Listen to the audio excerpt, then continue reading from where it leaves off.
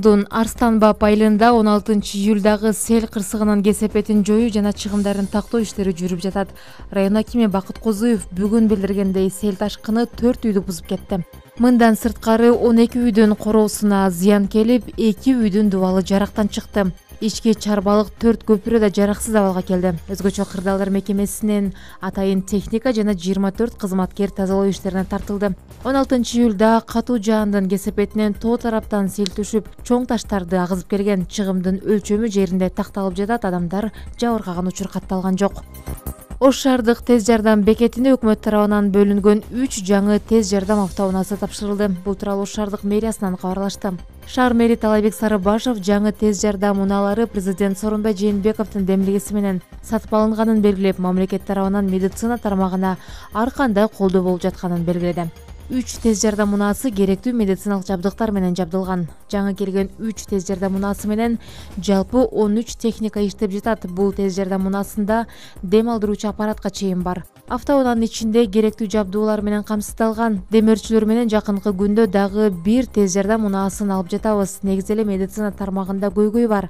Мамлекет башчыбыздын тапшырмасы менен бир канча маселелер чечилди. Кийинки жылда жергиликтүү бюджеттин эсебинен тез жардам унаасын сатып алабыз. Тез жардам бекетинин имараты да жаңыланат, деди шаар мэри.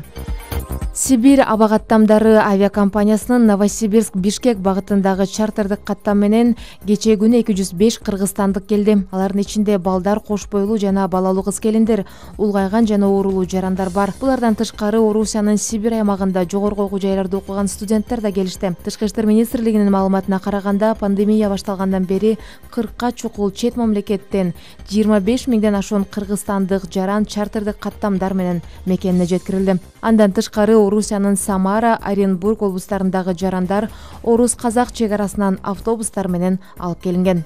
Өлкө аймагына коронавирус илдетинин жайылып кетүүсүн алдын алуу максатында Ош шаарында дезинфекциялоо иштери улантылууда. Бул тууралуу өзгөчө кырдаалдар министрлигинин басма сөз кызматы билдирет.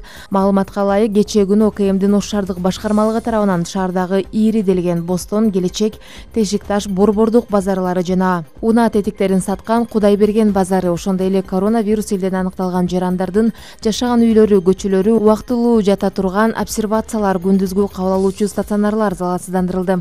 Дезинфекциялоо иштери өлкөнүн бардык аймактарында улантылууда.